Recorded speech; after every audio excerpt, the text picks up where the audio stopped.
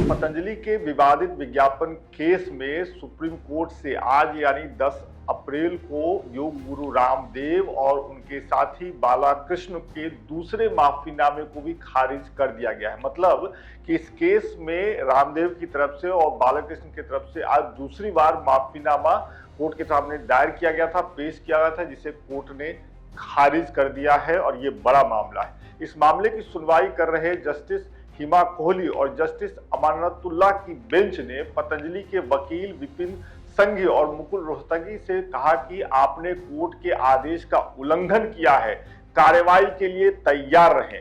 मतलब समझिए, ये मामला कोर्ट में चल रहा था, सुनवाई हो रहा था, कोर्ट ने, इस बेंच ने पतंजलि को आदेश दिया था कि आप वो विज्ञापन हटाएं, लेकिन पतंजलि ने कोर्ट में चल रही कार्रवाई के बाद भी वैसे विज्ञापन देना जारी रखा।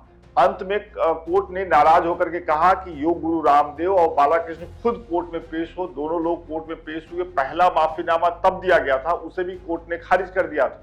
आज इस मामले में कंपनी की तरफ से दूसरा माफीनामा दिया गया, जिसे कोर्ट ने खारिज कर दिया था। एक बार फिर से हम आपको थोड़ा सा बैकग्राउंड में लेकर के चलते हैं। इससे पहले 2 अप्रैल को इसी बेंच में हुई सुनवाई के दौरान पतंजलि की तरफ से माफीनामा जमा किया गया था। हमने आपको बताया है ऊपर, माफ कीजिएगा।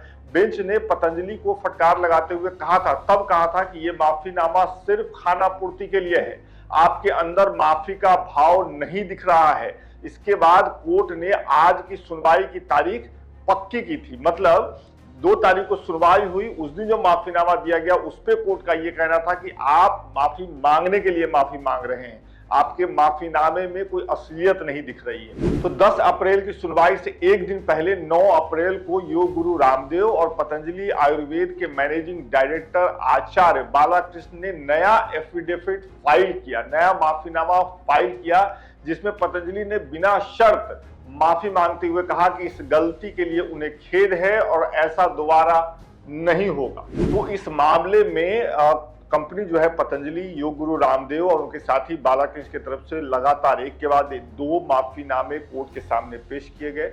कोर्ट के सामने बिना शर्त माफी मांगा गया, लेकिन अदालत ने आज की सुनवाई में जो कहा है, 10 अप्रैल को जो कहा है, पहली सुनवाई 2 अप्रैल को हुई थी, कंफ्यूज मत होइएगा। उसमें जब माफीनामा आया कोर्ट के सामने तो उन्होंने कहा कि आपका माफीनामा नहीं है, तब उन्होंने कहा था। फिर अगली सुनवाई 10 अप्रैल के लिए तय हुई थी। 10 अप्रैल से पहले 9 अप्रैल को कंपनी की तरफ से, पतंजलि की तरफ से नया माफीनामा पेश किया गया। उस पर आज जब कोर्ट बैठी और कोर्ट ने माफीनामे को देखा तो उन्होंने कहा कि नहीं, इससे बात नहीं बन रही है, आपने कोर्ट के आदेश का उल्लंघन किया है, लिहाजा कार्रवाई के लिए तैयार रहिए।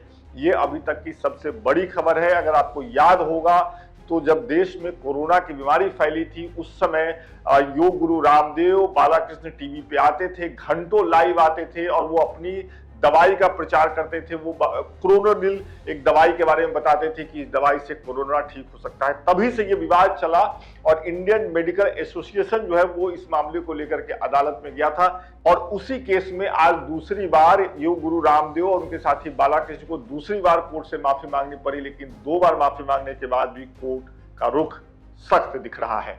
आपको इस खबर के बारे में क्या कहना है, कमेंट करके जरूर बताइए।